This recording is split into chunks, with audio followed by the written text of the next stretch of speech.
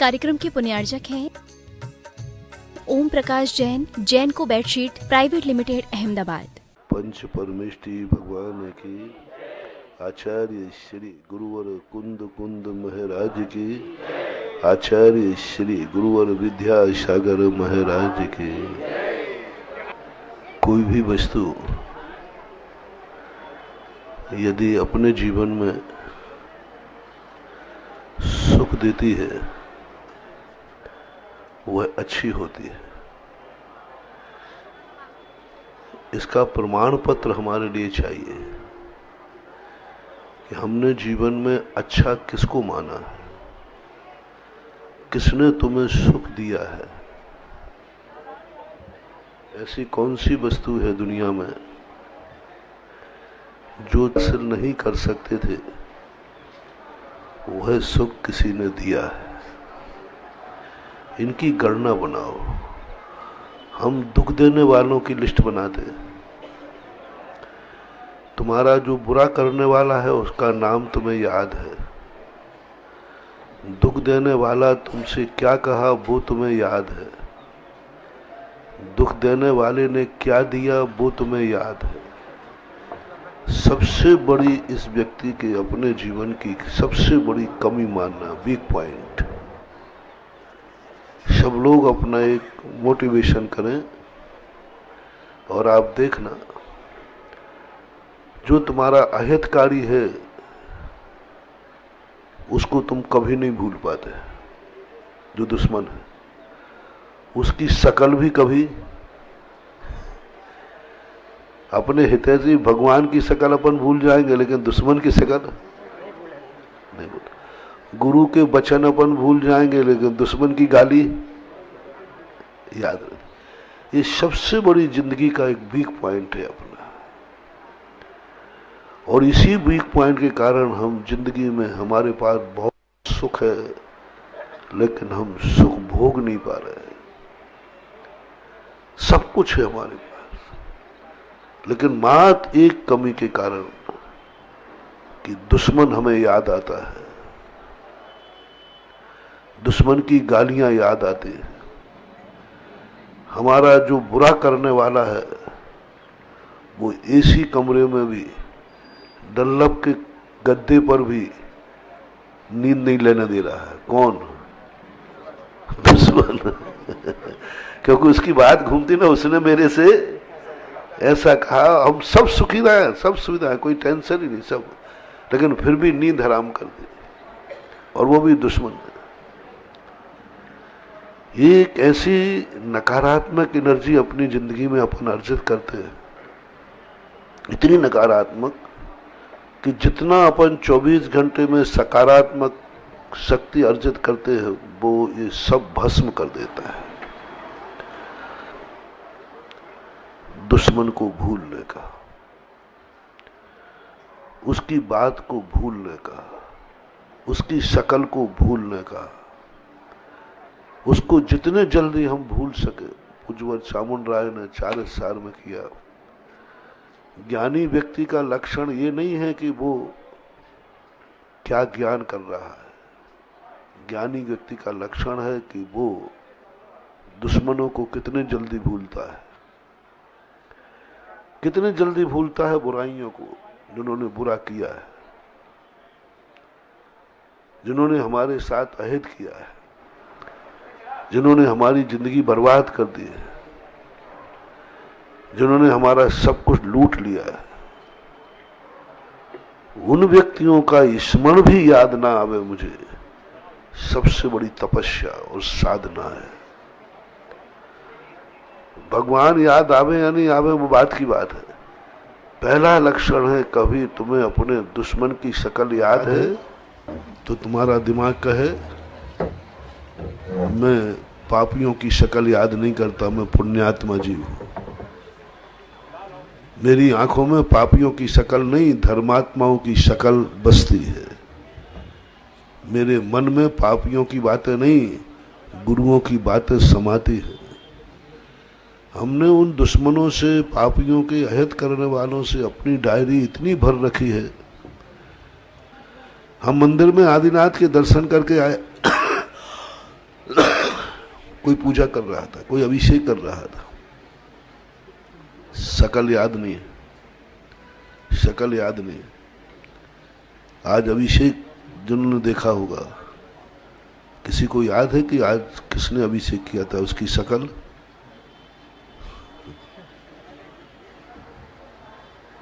जो यहां रहे हो उनकी कह रहा हूं, जो नहीं थे वो नहीं, उसकी शकल बता सकते? 90% लोग शकल नहीं बता पाएंगे। और यही स्थान यदि बाजार में चलते कहीं कोई गलत कार्य कर रहा होता तो हैं? कोई गलत कार्य कर रहा होता तो उसकी फोटो ऐसे उतर जाती कि भूलने से भी नहीं भूलोगे। भुलाना चाहे भी तो ये है अपनी जिंदगी का भविष्य। जिस चीज की स्मृति हमें जितनी देर रहती है हमारा भविष्य वैसे ही है।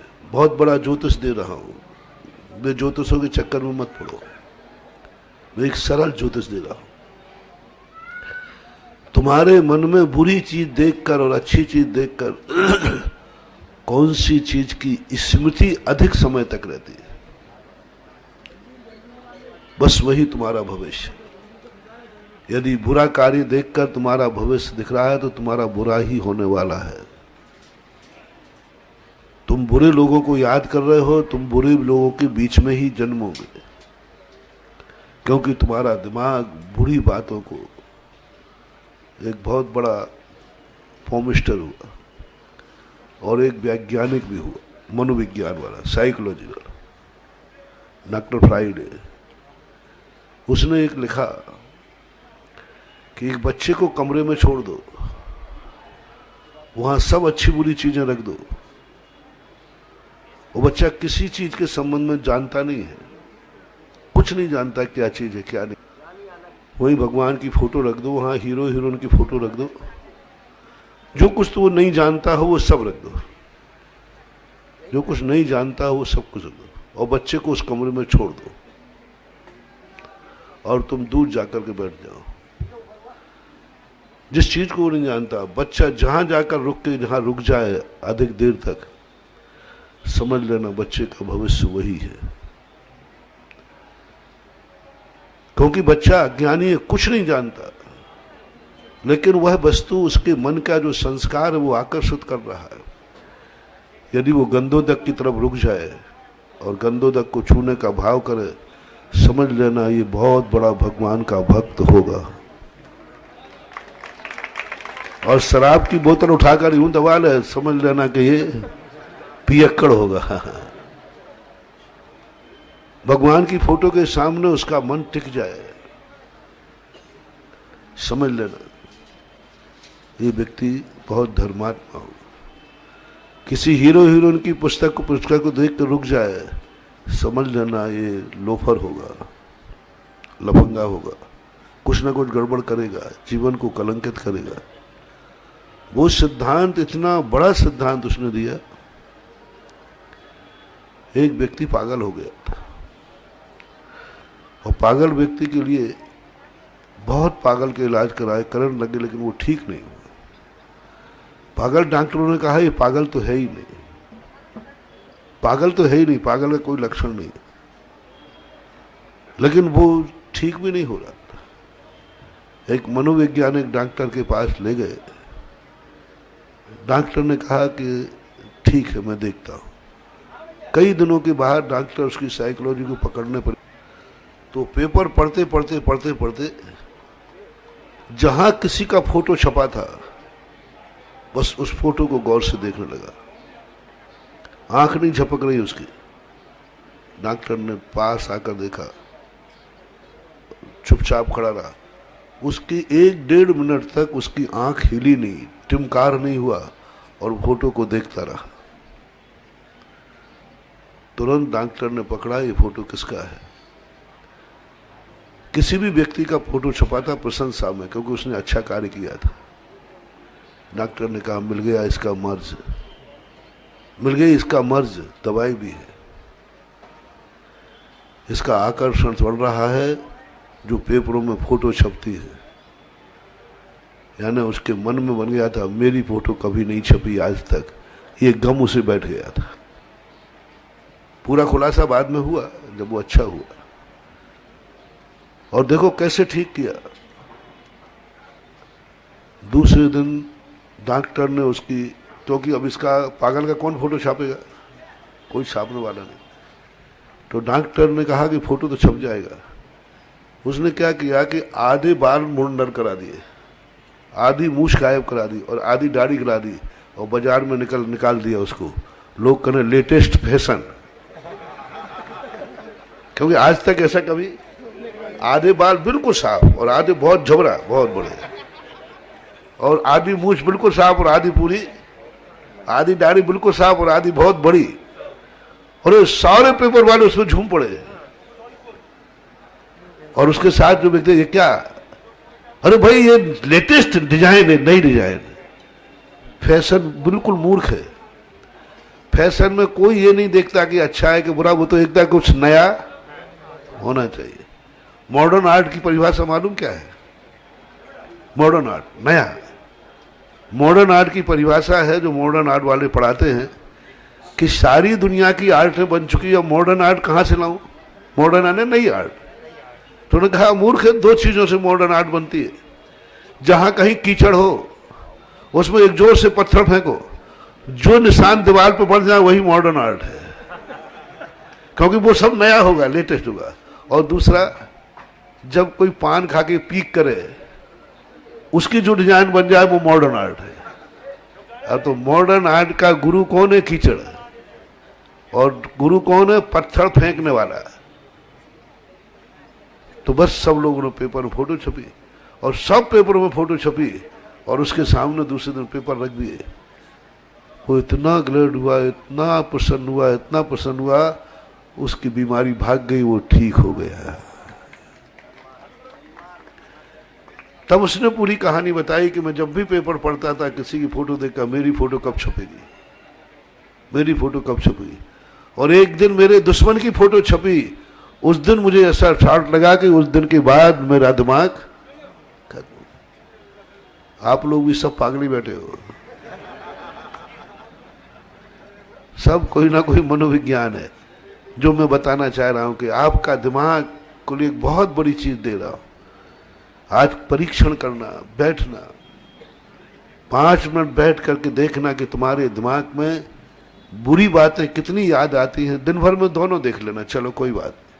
और दिन भर में ऐसा होता भी है, ऐसा कोई दिन नहीं जाएगा जिस दिन कोई बुरी चीज न दिखे, ऐसा कोई दिन नहीं जाता जिस दिन कोई अच्छी चीज भी न दिखे। कोई अच्छी चीज भी दिखती है, बुरी चीज भी दिखती है। बाजार में घूमते हो, अच्छे लोग भी मिलते, बुरे भी मिलते। महाराज में जाओगे, महाराज भी मिलेंगे आज दिन भर में। मंदिर जाओगे, भगवान भी दिखेंगे, महाराज भी दिखेंगे, माँ बाप भी दिखेंगे, रिश्तेदार भी दिखेंगे और गलत लोग भी दिखेंगे जो तुम्हारे मन को विकृत करते हैं। जिन्हें तुम देख नहीं सकते, छुप के देखोगे, वे भी दिखेंगे। जिनको देखना भी शर्म की बात है, वो भी दिखेंगे। जिनसे बोलना शर्म की बात है, वो आवाज भी कान में आएगी। और फिर शाम को जाके बैठना। बस मैं अभी तुम्हें डॉक्टर फ्राइडे का सूत्र दे रहा हूं। शाम को तुम बैठना आंख बंद करके, कौन सी चीज सबसे जल्दी याद आएगी? जल्दी बोल दो। बस तुम भी हो ना, सब पागल ही बैठे हो यार। आंख बंद करते ही सबसे फर्स्ट एंड फर्स्ट कौन सी चीज याद आएगी? बुरी चीज, बुरा दृश्य, बुरी आवाज, वो आएगी। बस समझ लेना आपका ज्योतिष हो चुका, आपका भविष्य अच्छा नहीं है। शगुन उठ गया। और यदि तुम्हारे मन में बिल्कुल रिलैक्स होकर बैठना, प्री प्लानिंग से नहीं बैठना, जबरदस्ती जोर मत डालना, नहीं मैं तो महाराज को याद करूंगा, ये जबरदस्ती करने से कोई फायदा नहीं है। सहज में बैठे बैठे यदि तुम्हें भगवान की मूर्ति दिख जाए, गुरु का दृष्टि दिख जाए और उठते ही महाराज का कोई वाक्य याद कानों में गूंज जाए, समझ लेना तुम्हारा भविष्य अच्छा है। बहुत हम बहुत बड़े ज्योतिषाचार्य हैं, अपन सब लोग अपन प्रयोग नहीं कर रहे। एक बार एक व्यक्ति आया, बोले महाराज जी मेरी याददाश्त ही नहीं थी, आप प्रवचन देते मैं सब भूल जाता हूं, पढ़ता हूं कुछ भूल जाता हूं, मुझे कुछ याद ही नहीं रहता। तो मैंने कहा अच्छा, मरीज जब आवे ना तो उसकी पहले जांच करना चाहिए कि सीधी दवाई दे देना चाहिए? मरीज जो बोले वो बात नहीं मानना चाहिए, पर जांच। तो मैंने कहा भाई तो उसको जांच मशीन पे भेज दूं कि सही में इसकी स्मृति गायब है कि नहीं, मेरी मशीन देखना। मैंने आंख बंद की, बेटा कुछ भी याद नहीं रहता? बोले बेटा क्या, वो तो दादा था। कुछ भी याद? महाराज कुछ भी याद नहीं रहता, आगे पाठ पीछे सपाट। मैंने कहा अच्छा ये बताओ 10 साल पहले तुम्हारा कैसे झगड़ा हुआ था? बोले महाराज जी फलाने से। क्या कर? अरे महाराज जी एक एक चीज याद है, उसने ये कहा था, ये कहा था, और ऐसे चेहरा, मैंने चेहरा शक्ल, अरे महाराज सब याद है। मैंने कहा आई एम सॉरी प्लीज, तुम मरीज हो ही नहीं, काहे को दवाई देवे? तुम्हें 10 साल पुरानी बात याद है, स्पष्ट उसने कहा पूरा याद है, एक एक गाली याद है, उसने क्या बोला था वो याद है, उसका एक्शन याद है। मैंने कहा फिर क्यों बीमार नहीं होने पर दवाई खाओगे तो बीमार और हो जाओगे? आपकी स्मृति शक्ति इतनी तेज है कि 10 साल पुरानी बात याद है। बोलो है कि नहीं? लेकिन क्या बात याद नहीं है? बस आपका प्रवचन याद नहीं होता होगा क्या? खाक पहने से तो गोबर भरा हुआ है, पहले से ही हम 10 साल की गालियां भरे बैठे। ये कहानी उसकी नहीं है, वो तो एक घटना थी। वो तो ऐसे एक दो प्रसंग कभी आ जाते हैं साल भर में, जो यही कहते आते हैं स्मृति। इन साथियों को भी महाराज जी आजकल हमें कुछ भी याद नहीं रहता, तो मैंने के पूछता हूँ कि बहू से कभी झगड़ा हुआ था? और ऐसी सुनाती है कि जैसे बिल्कुल लिख के रखी हो। बताओ, और कहते स्मृति नहीं थी। अब ये जो उदाहरण है ये किसी व्यक्ति विशेष का है कि इसमें अपन सब कहीं से नहीं से आ रहे हैं? बोलो, बस ये वीक पॉइंट अपना। एक साधना होना चाहिए, कंसंट्रेशन होना चाहिए, एकाग्रता, ऐसी एकाग्रता। हमने उसकी गाली जिस समय सुनी थी ना दुश्मन की, उस समय बहुत शोरगुल हो रहा था, लेकिन हमें शोरगुल का पता ही नहीं चला, हमें तो मात वही गाली। और जब गुरु के प्रवचन हो रहे थे तब बहुत शांत था, फिर भी मन कहीं और था। शांत था फिर भी कहीं मन, एकाग्र होकर अर्जुन से पूछा तुम्हें क्या दिख रहा है? बोले तो मात मुझे तो वह दिख रहा है जो निशाना कोई चिड़िया की आंख कहते हैं, वो सही की चिड़िया नहीं थी, पुतली होगी, अपन तो पुतली मान लें। पत्ते दिख रहे नहीं, आकाश दिख रहा है नहीं, उसके पंख दिख रहे हैं नहीं, मुझे कुछ नहीं दिख रहा है। ऐसी स्थिति को लेकर के यदि कभी अपन मंदिर आए, मंदिर हम इसलिए बार बार बुलाते हैं कि एक बार ऐसा कुछ हो जाए, जब भी तुम अपने शांत बैठो सबसे पहले तुम्हें भगवान की मुद्रा का याद हो जाए। छवि याद करना नहीं पड़े, याद करना नहीं पड़े, अपने आप आंख बंद करते हमें भगवान दिखता है। श्वासोश्वास पर नमोकार मंत्र की चर्चा आती, क्यों? हमें श्वास में नमोकार मंत्र पढ़ना नहीं पड़े, नमोकार मंत्र में श्वास चल रही है और श्वास आ रहा है। सोते ही किसकी याद के साथ सोए? कौन है जो तुम्हारे ज्ञान का, तुम्हारी प्रमा का विषय बना, और विषय बनते बनते भगवान की मुद्रा देखते देखते तुम्हें नींद आ गई, तुम रात में भी मरोगे तो तुम स्वर्ग में मिलोगे और मंदिर में मरने का पुण्य पाओगे। जो तुम्हारे अंदर है। एक घटना घटी थी अहमदाबाद में, मैं सूरत में था। एक व्यक्ति ऑपरेशन में गया, यथार्थ घटना। वो आया, उसने कहा महाराज जी आप हॉस्पिटल में आए थे, मैंने बेहोशी में नहीं देखा, मैंने होश में देखा है, मैंने होश में देखा है। और मैं बेहोश नहीं था, आप ये मत सोचना कोई स्वप्न नहीं था। मैंने अपनी सगी आंखों से देखा है कि आप अहमदाबाद में आए, अस्पताल के दरवाजे पे आए। मैंने कहा भैया मुझे क्यों बदनाम करता है? चातुर्मास में मैं 18 किलोमीटर से बाहर कहीं गाया नहीं, किसी से और कह देते तो कहीं ऐसा ना हो कि महाराज जी कोई रात में प्लेन से चले गए। और वो कह रहा महाराज जी मैंने होश में देखा है, आपको होश में देखा है। मैंने भैया देख इतना झूठ मत बोल, मैं प्रवचन की कैसेट बनाऊं, मेरे 25 दिन का प्रवचन होता है, सुबह होता है, शाम को होता है। अरे मैंने कि मामला गड़बड़ है। मैंने कैसे हुआ है? और मेरी आंख खुली, मैंने आपको अपनी खुली आंख से जाते देखा है। और शेष समय तो मेरे सिराने के पीछे खड़े रहे, बेहोशी में मुझे वही दिखता रहा। मैंने कैसे हुआ? बोले जब वो बेहोश करने को आए तो मैंने उनसे 1 मिनट मांगा। वो मैंने आंख बंद की और आंख बंद करते ही जैसी आपकी शक्ल, आपकी मुद्रा दिखी, मैंने आंख खोली। आंख खोलते ही सामने से आप आ रहे थे और मेरा चतुर्मास सूरत में था। और बस जैसे ही आप अंदर को आए तैसे ही उन्होंने मुझे कुछ सुनाते सो गया। और बेहोशी में आप मेरे सिर के पीछे खड़े हैं। और जब जैसे ही मैं होश में आया, मैंने आंख खोली, आपकी पीठ जाते हुए दरवाजे से दिखी, खुली आंख में, बंद आंख में नहीं। ये क्या था? ये क्या था? तुम्हें क्या विश्वास है मैं आया होगा? बोलो चतुर्मास में मैं आया होगा? और महाराज जी आपका कोई भरोसा नहीं। नहीं, इतना तो भरोसा करो, इतना तो भरोसा करो। हालांकि मेरे ऊपर बहुत सारे लोग शक करते हैं कि सुधा सागर में कुछ भी हो सकता है।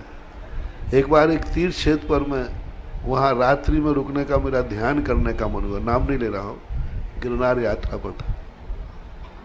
तो दूसरे जो विपरीत लोग थे, हमने कहा भैया मैं, बोले नहीं है आप यहाँ ध्यान नहीं करेंगे। दूसरी पार्टी थी। मैंने कहा भैया नहीं बनाऊंगा, मेरा रात में चलने का त्याग है, मैं रात में चलते ही नहीं हूँ। उन्होंने कहा महाराज जी माफ करना, आपको हमारी आंखें देख ही नहीं पाएंगी। बहुत प्रयास किया मैंने कहा तुम ऐसा करो ताला लगा दो, क्योंकि रात में हम लघु शंका वगैरह को भी नहीं उठते। मैंने कहा आप ताला लगा दो बाहर। बोले ताले माले आपको कोई मायने नहीं रखते। वो महाराज जी ये तो संभव नहीं होगा। बहुत प्रयास किए, हुक्म काका वगैरह थे, सब लोग थे, सब मैंने कहा कि भैया मैं वचन देता हूं।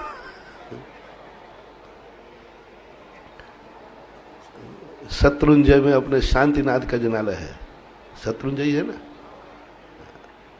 वहां पर निर्माण, पांडव की निर्माण भूमि, धर्मराज भीम आदि पर नहीं बैठने दिया। हमने कहा ठीक है चला जाता। मैंने की बात क्या है? बोले आपके संबंध में सारी दुनिया में एक ही हवा है कि इनके लिए कोई पाबंदी। पहले तो मैंने पीठ ठोकी कि शाबाश। फिर मैंने सोचा भगवान देखो इस हवा ने हमें आपके पास ध्यान करने से मुझे वंचित कर दिया। मैं आपके पास ध्यान करने, कच्चे रास्ते सुन के एक धर्मशाला है उसका मैं मैनेजर हूँ, वहाँ रुक जाओ। तो हम लोगों ने रास्ता पलट दिया। अब जो नीचे बैठने वाले जो थे, पुलिस वाले, ट्रस्टी, सब ऊपर, महाराज जी ऊपर से उतरे कि नहीं? बोले साहब उतर गए। बोले उतर गए तो नीचे क्यों नहीं आए? और मैं धीरे से रास्ते से खिसक के वहां चला गया। पूरी रात भर पूरा जंगल छान मारा, 50 लोग रात भर घूमते रहे। वे 3 काल में मुझे ढूंढ ही नहीं सकते थे। रात में मंदिर खुलवाए सब, कहीं मंदिर और मंदिर खुलवाने मैं वहां था ही नहीं और मुझे कुछ पता नहीं, मैं तो उधर जंगल में चला गया।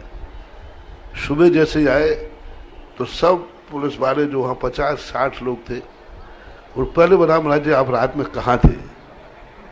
तो मेरे पास कोई इतनी रिद्धि नहीं है कि मैं आकाश से उड़ जाऊं, नहीं है, सही में कह रहा हूं, नहीं है, बिल्कुल भी नहीं। कोई रिद्धि नहीं, कोई सिद्धि नहीं, ना रिद्धि है मुझे ना सिद्धि है, ये मैं पक्का कहता हूं।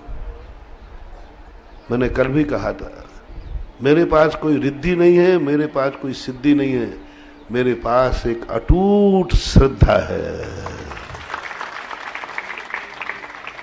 भक्त के पास कोई शक्ति होती नहीं है, और भक्ति से बड़ी शक्ति कोई दुनिया में होती नहीं है। भक्त में कभी शक्ति, यदि भक्त में शक्ति हो जाए तो वो भक्ति क्यों रहेगा, वो तो भगवान बन जाएगी।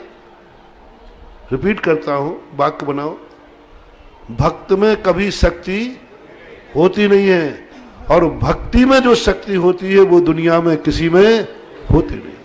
भक्ति की शक्ति भगवान से भी बड़ी होती है। जो भगवान में शक्ति नहीं है वो भक्ति में शक्ति है। जिस प्रकृति के आप हैं उसी प्रकृति में मैं भी रहता हूं, ये रहस्य भक्तों का है। जैन दर्शन में ऐसे बहुत सारे उदाहरण, जहां भक्त कुछ नहीं कर, भगवान कुछ नहीं कर सकता, भक्त तो कुछ कर ही नहीं सकता, वहां यदि सच्ची भक्ति प्रकट हो जाए, सच्ची भक्ति प्रकट हो जाए तो नाक का भी हार हो जाता है, शूली भी सिंहासन बन जाती है, अग्नि कुंड भी नीर बन जाता है। भक्ति में, भक्त में ताकत नहीं है, ध्यान रखना, भक्त में ताकत नहीं है। किस में ताकत है? भक्ति में। इसी प्रकार मेरे में कोई ताकत नहीं है, मेरे में कोई ताकत नहीं है, कोई रिद्धि सिद्धि नहीं है, लेकिन मेरी श्रद्धा और भक्ति में इतनी ताकत है जो किसी के पास नहीं है, वो है श्रद्धा। और उससे तुम्हें मेरी तरफ देखने की जरूरत नहीं है, मैं तुम नहीं बन सकते हो, लेकिन जैसी मेरी श्रद्धा है ऐसी तुम्हारी भी हो सकती। यदि मेरे में ताकत होती तो वो तुम्हें कभी नहीं मिलेगी, क्योंकि वो मेरी ताकत है। तुम भिन्न हो और मैं भिन्न हूं, लेकिन श्रद्धा और भक्ति तो किसी की बपौती नहीं है, वो तो तुम भी कर सकते हो। बस चाहिए अटूट श्रद्धा, अटूट भक्ति, अटूट समर्पण। जब भी आंख बंद करो तुम्हें जो दिखता है वही तुम्हारा भविष्य है, वही तुम्हारा जीवन है, वही तुम्हारा रक्षक है, वही तुम्हारा भक्षक है, और वही तुम्हारा जो कुछ भी है वही है। कौन दिख रहा है तुम्हें आंख बंद करते ही? कौन दिख रहा है माला फेरते ही? कौन दिख रहा है सोने के पहले जब तुम बिस्तर पर सोने गए? किसकी स्मृति आई? क्या सोचते सोचते नींद लग गई? किसकी याद आते आते नींद लग गई? किसकी बातें कानों में गूंजते गूंजते नींद लगी? वही तुम्हारी जात भर की जिंदगी का निर्णायक पॉइंट है। यदि दुश्मन को याद करते करते तुम्हें नींद आ गई, जाओ सांप और नौला बनोगे। एक सांप बनेगा और वो नौला बने या नहीं बने, तुम तो सांप या नौला जरूर बनोगे। क्योंकि जन्मजात बैर जिनके पास होते हैं, बिल्ली का चूहे से बैर, नौला का सांप से बैर, ये सारे बैर ये किन हैं? जो मरते समय, आयु बंद के समय इनके दिमाग में क्या चल रहा था, किसकी याद चल रही है, कौन तुम्हारे लिए आता है। आज मैंने सबको एक बहुत बड़ा मंत्र दिया है, बहुत बड़ा मंत्र। नमोकार मंत्र भी उस समय स्मृति में नहीं आया तो कोई बात नहीं, लेकिन आता है तो बहुत अच्छी बात। बस आपको शांत बैठ करके देखना है तुम्हारे पीछे कौन पड़ा है, कौन तुम्हारा आभा मंडल बन चुका है, कौन तुम्हारी जिंदगी को नहीं होने पर भी, भूत और किसी का नाम नहीं है। भूत का नाम है जो है नहीं फिर भी परेशान कर रहा है। क्या कहा? है नहीं फिर भी परेशान कर रहा है नहीं, दिखता नहीं है लेकिन परेशान कर रहा है। और वो भूत को तो मैंने मिटा दूंगा, चिंता मत करना, क्योंकि मैं भूतनाथ हूं। कितने प्रवचन स्टेज पे हुए होंगे, किसको कितना याद है, किसको कितना याद है, कितने दिन तक याद रहेगा? क्या सोते सोते भी वह याद आएगा? क्या जागते ही वह याद आएगा? सुबह 5 बजे मैं अभिषेक का लोटा लेकर भगवान का अभिषेक कर रहा हूं, भगवान का अभिषेक करके तुम निपट जाते हो, ये सोच के चलो नियम लिया था निपट गया, एक काम तो नहीं। वो अभिषेक की धारा, वो भगवान की मुद्रा यहां से जाने के बाद कितनी देर तक घूम रही है, कितनी दूर तक घूम रही है, बाजार में, दुकान पे, व्यापार में, कभी भी भगवान की धारा घूम रही है। वो है श्रद्धा।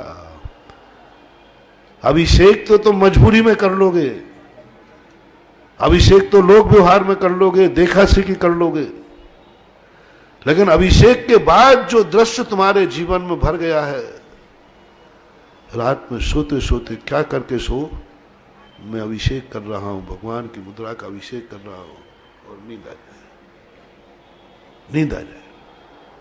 समझ लेना वो श्रद्धा का विषय बन गया, तुम्हारी आस्था बन गई। अब कोई ना कोई चमत्कार होने वाला है, कोई ना कोई शक्ति तुम्हारी आत्मा में प्रकट हो चुकी है। अन्यथा यही हुआ, यही निपटा के छोड़ दिया, यही निपटा के। तो कोई कार्यक्रम तुमने अच्छा किया है, एक प्रमाण पत्र मैंने दिया, क्या है तुम्हारे पास स्मृति, कौन सी चीज तुमने ली है जो ये पंचकणक तुम्हें याद बना रहेगा, जिस कारण तुम कभी नहीं भूलोगे, मरते दम तक नहीं भूलोगे। ऐसी कौन सी चीज तुमने, हर व्यक्ति से कहता हूं, शायद इन सब लोगों ने पंचकणक भाग लिया होगा, तो एक आध दिन तो आए होंगे। अच्छा, 5 दिन 6 दिन पंचकल्याणक में कौन नहीं जा पाया एक भी दिन? कैलाश तुम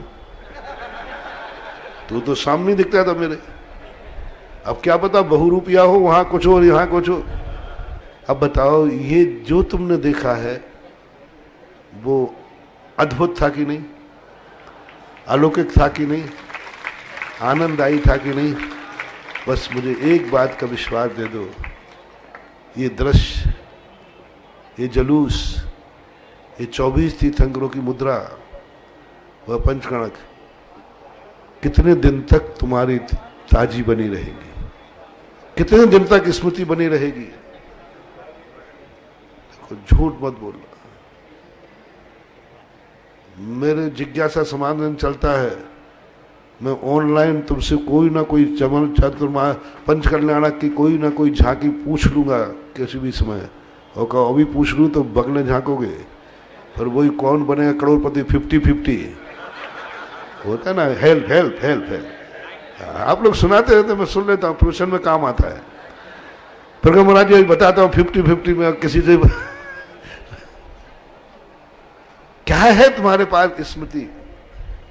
कोई ऐसी चीज जिंदगी में रख लो जिसको देखते ही उसकी स्मृति आ जाए। भूलोगे तुम पक्का है, भूलोगे तुम पक्का है, याद कराने पर भी मुश्किल है।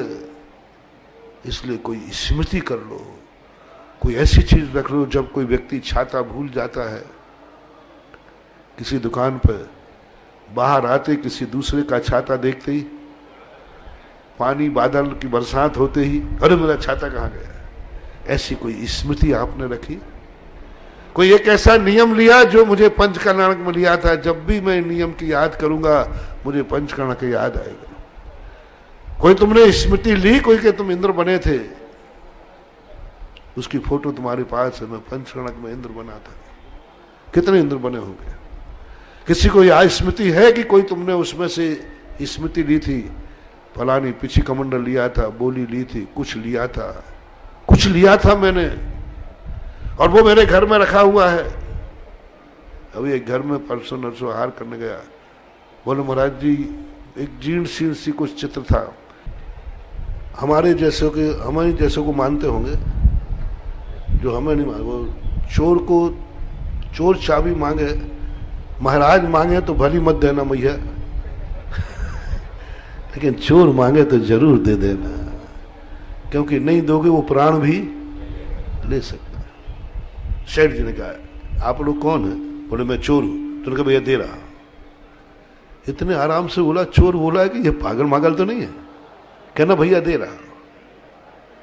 चाबी का गुच्छा उठाया, सेठ जी ने स्वयं दिया, एक चाबी उन्होंने निकाल ली, तो चोर कहता है सेठ जी लगता है जबलपुर के हो,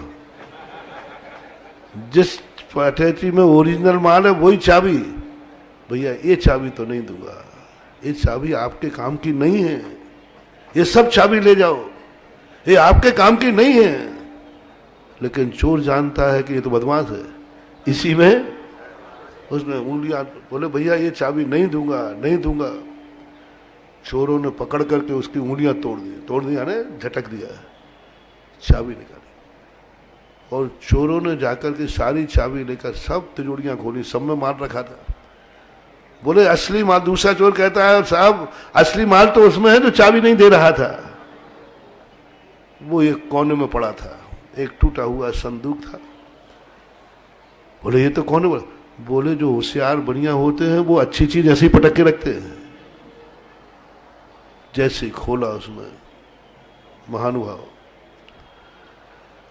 एक फटा कुर्ता, एक फटी धोती, एल्युमिनियम का लोटा, रस्सी थी। उन्होंने बहुत झटकारा, कुछ नहीं निकला। चोर कहने लगे कि चोरी तो गई बाद में, पहले इसका रहस्य क्या था, क्यों इसने इतनी मार खाई, इसके लिए इसमें क्या था? चोर ने कहा सेठ जी रहस्य बताओ, आपकी उंगलियां टूट गई, ये चाबी क्यों नहीं दे रहे थे मेरे लिए, और जिनमें तुम्हारा माल भरा वो दे दिया? बोले भैया ये तिजोरियों में भरा है, ये सब नरक का द्वार है। कोई झगड़ा होता है तो ये तिजोरी याद आ जाती है, तो कहता निपटा, एक अटैची भेज देंगे, FRI भी। बोलो बड़े आदमियों को गुस्सा क्यों आता है? किस पे अहंकार उनको? अपने पास, और पैसे से सब निपट जाता है। अक्सर कर देखना पैसे वाले पैसों में अंधे होते, उनको एक ही बात आती, क्या करेगा, एक अटैची भेज दूंगा, पैसा पानी की तरह बहा दूंगा, कोर्ट को भी खरीद लूंगा। ऐसी आवाजें कभी कभी आप बोलते हो, अरे क्या कर देगा रे तू मेरा? मैं सुप्रीम कोर्ट को भी जेब में रखता हूं जेब में कहीं नहीं रखता है इनको देख के। और ये क्या है? बोलो ये मेरा मार्दव धर्म है, ये मेरी औकात है। मैं प्रतिदिन तिजोरियों में माल रखने के बाद इसको खोल के देखता हूं, देख ले तेरी औकात क्या थी, देख ले तेरी औकात क्या थी। इसको देखते मेरी सारी कसाएं शांत हो जाती, सब कुछ हो जाता। अतीत को स्मृति इसलिए रखा जाता है कि वर्तमान कभी अहंकार और कसाय में उछलने लग जाए तो अतीत दिखा दे कि मेरी औकात क्या थी, क्या तुम्हारी स्मृति थी। वो स्मृति, वो टूट फटा हुआ कुर्ता अहंकार को समाप्त कर। आप सब लोगों से मेरा कहना इस प्रसंग में, कभी तुम्हें भी किसी आज अहंकार आ गया हो तो थोड़ा अतीत याद कर लेना है, तुम क्या थे, हैं? अभिषेक करते समय याद कर लेना तुम क्या थे। ऐसे ऐसे लोग हैं जबलपुर में जो 2011 के पहले सुबह शराब की बोतल होती थी और अब अभिषेक का लोटा होता है। यही गया दुर्भाग्य, ये कैलाश भी कम नहीं था।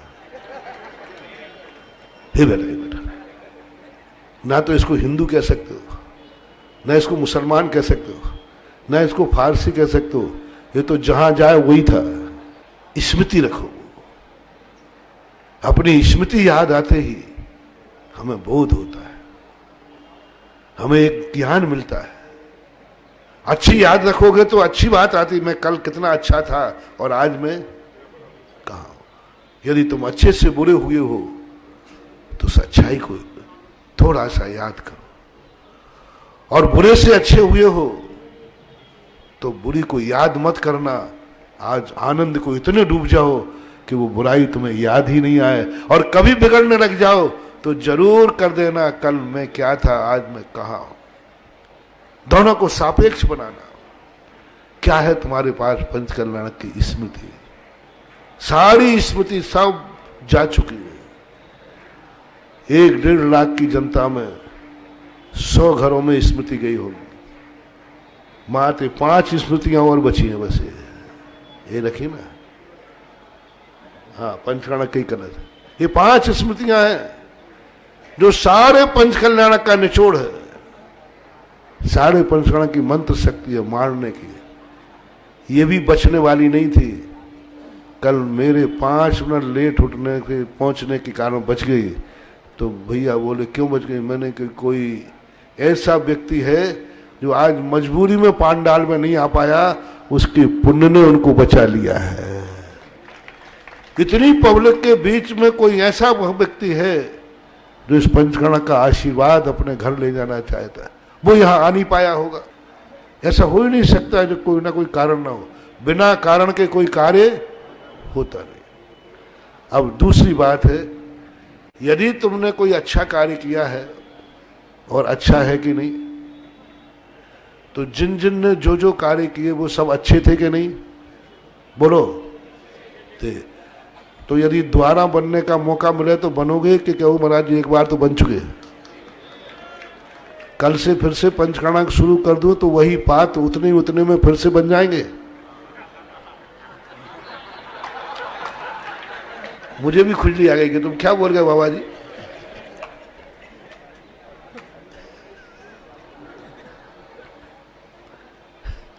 महाराज जी आपके अब बिहार का समय है, गर्मी है। भेड़ा घाट को देखो, भेड़ा घाट को एक आनंद उमड़ता है।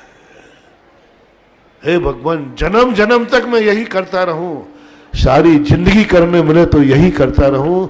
समझ लेना वो आनंद तुम्हारी आत्मा की पर्याय बन चुका है।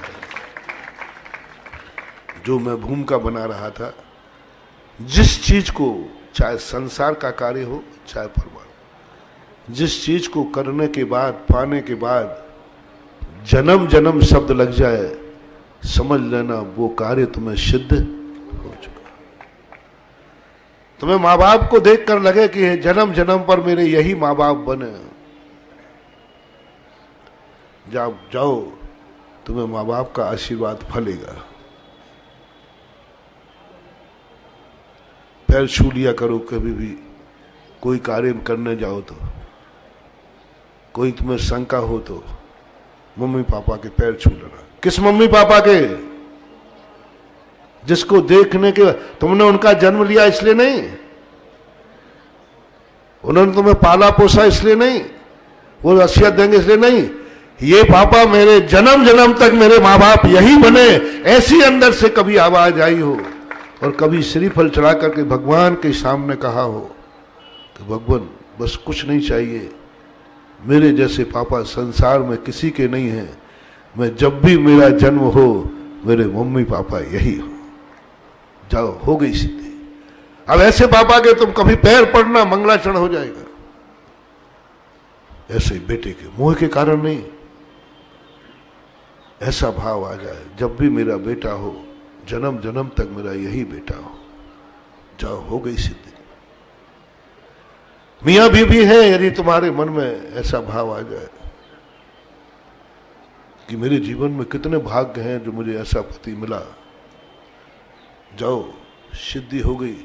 तुम कभी विधवा को प्राप्त नहीं होगे, तुम कभी विधवा पने को प्राप्त नहीं होगे, क्योंकि तुमने एक ही बात कहा कि मैंने भाग्य से ऐसा पाया। और पत्नी के मन में आ गया भाव, तो पति के मन में भाव आ गया अच्छे के लिए। और यदि ये भाव आ गया कि भगवान कौन सा गले पड़ गया है, समझ लेना उस स्त्री का कुछ नहीं बिगड़ेगा। तुम 100 भवों तक विधुर होगे, क्योंकि तुम्हें एक स्त्री का अभिशाप है। यदि पति के मन में यह भाव आ गया कि मेरे पास मैंने कौन सी गलती की जो ऐसी गली पड़ गई, होता है ऐसा कि नहीं? समझ लेना पति के मन में ऐसा भाव आ गया, तुम्हारे लिए 100 भवों तक विधवा का अभिशाप हो गया। कुछ ऐसा करो जो इसी प्रकार से कोई कार्य तुमने किया हो जिसको करने के बाद ऐसा लगे भगवान जन्म जन्म तक ये कार्य करने का मौका मिले, वही तुम्हारा भविष्य। जो कुछ रोटी हो, खाना हो, विषय भोग हो, मकान हो, जायदाद, जो कुछ भी, जिस जिस चीज पर तुम जन्म जन्म के लिए चाहो वही तुम्हारा भविष्य है।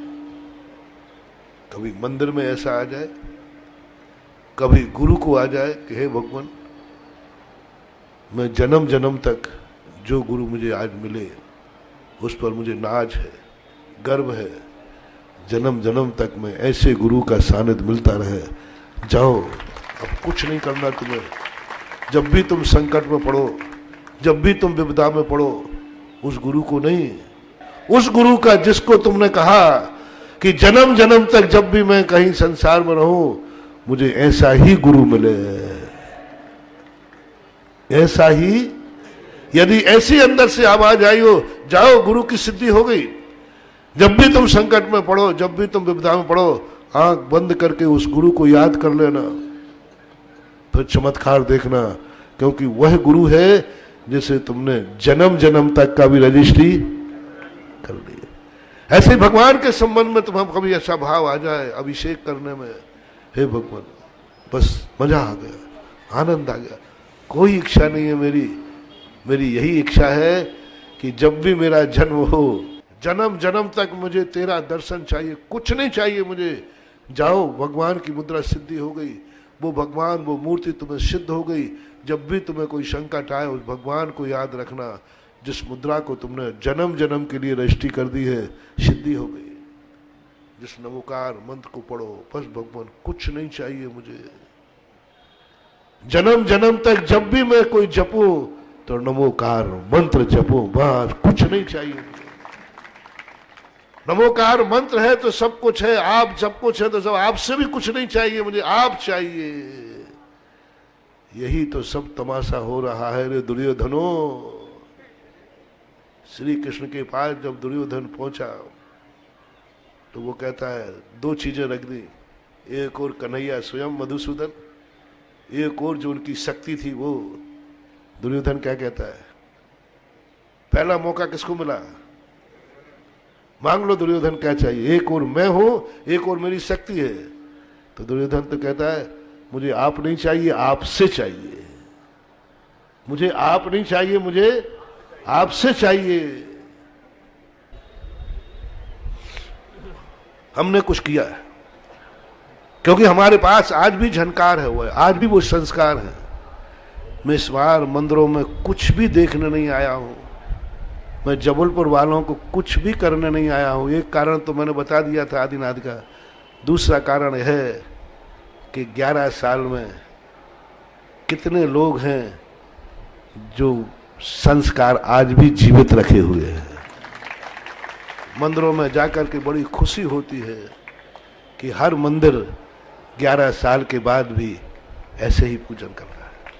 कल इतनी खुशी हुई बोर्डिंग में जाते समय कि वहां जितने लोगों को हमने नियम देके गए थे अभिषेक, बताया मनोज ने कि महाराज वो तो यथावत हैं और उससे दूनी संख्या आज के दिन है, दूनी संख्या है। बस इससे बड़ी खुशी और क्या चाहिए। वो तो यथावत है, कोई कम नहीं हुआ, बल्कि दूनी संख्या हुई है। बस मुझे अपने आप पे इतनी खुशी हुई, मैं 2011 के चतुर्मास का रिजल्ट लेने आया हूं। आज कह सकता हूं कि मेरे 2000 का चतुर्मास सफल हुआ, उस समय नहीं कह सकता था। मैंने वो मंदिर देखे हैं जबलपुर के जो 1000, 2-5 रुपया करने के लिए कमेटी भिखारी बनती थी, भीख मांगती थी, चंदा करने निकलती थी। हज मंदिर,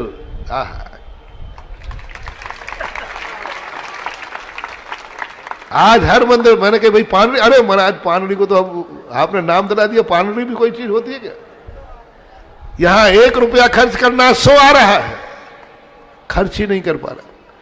हर मंदिर कोई नई प्लानिंग बनाया, मैंने कि तुम तो दरिद्र थे, मंदिर ही नहीं चला पा रहे थे। नहीं महाराज, मैंने सोचा है 2-4 प्लाट और लेके डाल लूं। हनुमान ताल, जब मैंने एक तरफ थोड़ी दृष्टि की थी, बोले महाराज जी जो अंदर मंदिर है इसी में चलो आप, बाहर लेने के लिए हम इसी मंदिर को नहीं संभाल पा रहे हैं। इसी मंदिर की पुताई नहीं कर पा रहे हैं, इसी मंदिर को नहीं संभाल पा रहे, हम बाहर क्या जाएंगे। और आज हनुमान ताल को क्षेत्र बनाने की औकात रखता है। आज जिस पर दृष्टि पड़ जाए, हाँ आप हाथ आशीर्वाद दीजिए, और मैंने कही औकात, अरे आप आशीर्वाद तो दीजिए, ऐसे बोलता है जैसे कि बैंक की इससे घर में आ गया हो। मैंने एक बार मैंने कमेटी से कहा हाँ आप, और पहले कहते महाराज जी थोड़ा होता है हमारे, यही तो रिजल्ट है, यही तो फल है। और अब पंच कल्याणक का फल मैं देखना चाहता हूं कि शास्त्रोदय तीर्थ क्षेत्र जब मैं कहीं जाऊं और यात्रा का कोई आशीर्वाद लेने आवे और कहे महाराज जी मैंने रूट कौन सा है, बोले रूट में शास्त्रोदय तीर्थ क्षेत्र भी है। और वो काम आप कर सकते हो, आप कर सकते हो। जबलपुर का हर व्यक्ति ये नियम ले ले कि 24 घंटे में एक बार हम हनुमान ताल शास्त्रोदय तीर्थ के आदिनाथ का दर्शन करने जरूर जाएंगे। 6 महीने कर लो, साल भर कर लो, देखो चमत्कार क्या होता है। समय मिलेगा तो हफ्ते में एक बार जरूर यहां अभिषेक करने जाएंगे, और साल भर में एक विधान तो पूरे परिवार के साथ पक्का ही करेंगे। और जिसने स्मृति बैठाल दी, 60 पीढ़ी भी आकर के जब देखेंगे ये 24 ही मेरे पूर्वजों ने बैठा ली थी। ये कोई साधारण नहीं है महानुभाव, तुमने जो मूर्ति बैठा ली, वो छोटी छोटी मूर्तियां नहीं, उसको तो तुम्हें ही पता नहीं कि हमारी मूर्ति कहां गई। ये मूर्ति देख करके जब कहेगा मेरे पूर्वज ने आपने ये मूर्ति बैठाल करके अमर कर दिया है अपनी 7 पीढ़ियों के लिए, जब भी कोई आएगा कहेगा धन्य है हमारे पूर्वज, और तुम कितनी वसीयत दे देना वो तुम्हारा नाम याद नहीं रखेगा, तुम 7वीं पीढ़ी के दद्दा थे, ये मूर्ति पर लिखा हुआ नाम बताएगा। वसीयत तो दुकान पर नाम नहीं, वो तो सब तीसरी पीढ़ी का सब खा जाते, सब भूल जाते, लेकिन ये बचे। रजतमयी चांदी की कल जो बात आई थी, बहुत बड़ी बात आई कल, अंत में संक्षेप में 10-15 मिनट का प्रवचन हुआ। बात कभी भी सवाल प्रवचन का नहीं होता, कि सवाल कभी कभी 1 मिनट में भी ऐसी बात निकल जाए, और कभी कभी 1 घंटे में भी बात। कल ऐसी बात आई कि जो भगवान भी मंगली और जिस धातु में बैठ रहे हैं वो धातु भी मंगली, यानी चांदी की मूर्ति और चांदी का भगवान, और चांदी में आकर भगवान विराजमान करेगा। सिद्धालय से भगवान उतरेगा, है? कोई मिट्टी के वो लेके खड़ा है, कोई स्टील का, कोई तांबे का, कोई सोने का, कोई चांदी का। अब की बार शास्त्रोदय तीर्थ क्षेत्र में भगवान आएंगे, वो पाषाण में नहीं उतरेंगे, वो चांदी में उतरेंगे। ये हमारा विकास है, हमारी श्रद्धा है। अब की बार भगवान जब आएंगे तो चांदी में उतरेंगे। चांदी भी सगुन है, और भगवान जब मांगलिक चांदी में उतरेंगे तो वो मूर्ति भी इन मूर्तियों से भी कई गुनी मांगलिक होगी। क्योंकि आधार क्या है? बहुमान। भगवान को तो अपन कुछ भी नहीं बैठाना तो वो बैठ जाते हैं, लेकिन कुबेर कहता है सवाल भगवान का नहीं है, सवाल भगवान के बहुमान का है। कि भगवान 225 सोने के कमल में बैठेंगे, एक कमल पे नहीं, और भगवान कमल को छूते भी नहीं। आकाश में उनको कमल नहीं बिछाए तो क्या भगवान नहीं चलेंगे? चल जाएंगे, उनको कोई कांटे लगना नहीं, कुछ लगना नहीं, आकाश में रहते हुए। लेकिन कुबेर कहता है कि नहीं, सवाल भगवान को जरूरत है, ये बात नहीं है। मैं भगवान का जहां कदम रखेंगे वहां मेरे सोने का कमल उनके कमल पैर के नीचे होगा। उन्नेन्द्र है मैं नव पंकज पुंज कांति, पर यूल सन्नख मयूख पादौ पदानि तव यत्र जनेन्द्र धत्ता, पद्मानि तत्र विबुधा परिकल्पयन्ति। भगवान ने छुआ नहीं, वगैरह मत छुओ भगवान, लेकिन आपके चरणों की रज गिरेगी तो कमल पे ही गिरेगी, हमें तो रज चाहिए। कमल रज दिए 225 कमल। क्या है सब? जरूरत भी नहीं थी। बहुमान का सवाल। अब की बार जब भगवान जब भी आकाश से उतरेंगे, सिद्धालय से, किसमें उतरेंगे? हैं? चांदी में उतरेगा। ये बात कल ऐसे आई और ऐसे अंदर चेतना से आई, 15-16 नाम तो हो ही गए। मुझे दिखता को फिर जो कहीं हंसी हंसी सांची नहीं हो जाए। अभी मैंने कहा था कि फिर से पंचकर्णा शुरू करूं तो कहीं ऐसा ना हो जाए कि वो हंसी हंसी सही हो जाए, हैं? ये विश्व के गिनीज बुक में निकाल पाएगा कि एक मंदिर का पंचकर्णा खत्म नहीं हो पाया और दूसरा कहीं ये सही तो नहीं हो जाएगा। 8 नाम आए और सही होने में क्या देर लगना है? कुछ भी हो सकता है, मैंने पहले कहा ना, कुछ भी हो सकता है। आदिनाथ अनोखे हैं, मंदिर शासनों तीर्थ क्षेत्र है और मैं तो ओघड़ भावा हुई। और जब तीनों ओघड़ मिल जाए तो कुछ भी हो सकता है। बोलिए परम पूज्य जगतपुरी निर्यापक स्वर्ण मणि पुंगव श्री श्रद्धा सागर जी महाराज की। इस कार्यक्रम की पुण्यार्चक थे ओम प्रकाश जैन, जैन को बेडशीट प्राइवेट लिमिटेड, अहमदाबाद।